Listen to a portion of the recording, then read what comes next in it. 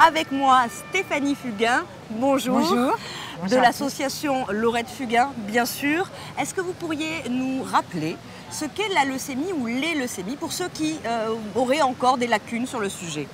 Alors, les leucémies sont des maladies du sang et de la moelle osseuse.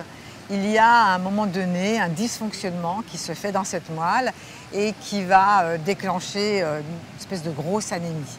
Il va donc falloir prendre en charge très très vite le patient, l'intégrer dans un hôpital et dans des centres hématologiques et le traiter pour pouvoir détruire les mauvaises cellules qui sont défaillantes. C'est-à-dire qu'à un moment, les globules blancs ont envahi la moelle osseuse et puis ce ne sont plus des combattants qui vont aller faire le travail qu'ils ont à faire. Ils vont être envahis, ils ne pourront plus nettoyer cette belle moelle osseuse. Donc cette chimiothérapie ou ces traitements qui sont en adéquation pour traiter vont devoir détruire les mauvaises cellules.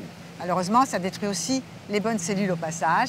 Et c'est à ce moment-là que les donneurs vont être extrêmement importants, puisque le patient va devoir être transfusé pour pouvoir l'aider à reconstituer ses défenses immunitaires qui ont été détruites.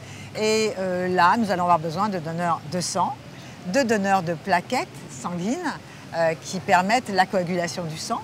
Donc le malade en a besoin. Et puis peut-être un jour d'un donneur de moelle osseuse si la maladie n'a pas été évacuée avec les traitements qu'on lui a proposés.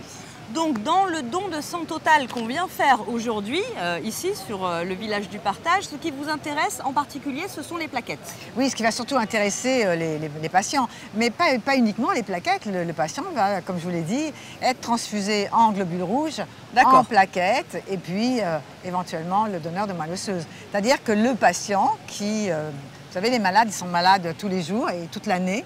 Ce sont des maladies qui sont malheureusement présentes dans nos vies, qui sont longues et qui nécessitent, c'est la première cause de mortalité chez l'enfant par exemple, donc qui nécessitent des vrais traitements qui sont lourds, qui sont longs.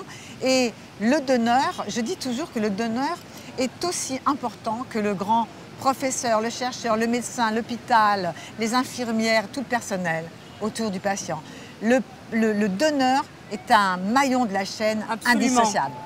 Et si jamais il manque le donneur, la chaîne est rompue. Si, moi j'ai envie de dire même pire, si le donneur manque, le patient ne pourra pas prétendre à un traitement. Parce que dans cette chaîne, il faut à un moment donné qu'on puisse le transfuser. Donc ça fait souvent prendre conscience aux donneurs ou aux futurs donneurs à quel point ils sont indispensables et qu'ils sont tellement bien vus par le patient. Vous savez, quand on voit une poche arriver dans la chambre auprès de son enfant ou son proche, et qu'on voit cette poche magnifique de cellules rouges ou un peu plus couleur miel quand ce sont les plaquettes, on ne peut pas s'empêcher d'avoir une pensée très émue pour le donneur. Et moi j'ai envie de dire ça aux donneurs, de leur dire que vous êtes tellement attendus dans la chambre du patient que vous n'imaginez pas. Et puis j'ai aussi envie de leur dire autre chose qui est peut-être moins sympathique, c'est n'attendez pas demain parce que c'est aussi des maladies qui frappent à la porte de tout le monde. Et c'est pas quand on va être soi-même dans une chambre. On ne pourra plus donner à ce moment-là. Voilà, on ne pourra plus donner, ça c'est sûr, mais qu'on se dira si j'avais su, je l'aurais fait. Voilà, faites-le, je les encourage vraiment à le faire. N'ayez pas ce regret, effectivement, le si j'avais su, je l'aurais fait. Ouais. Bah non, venez, faites-le, on vous attend.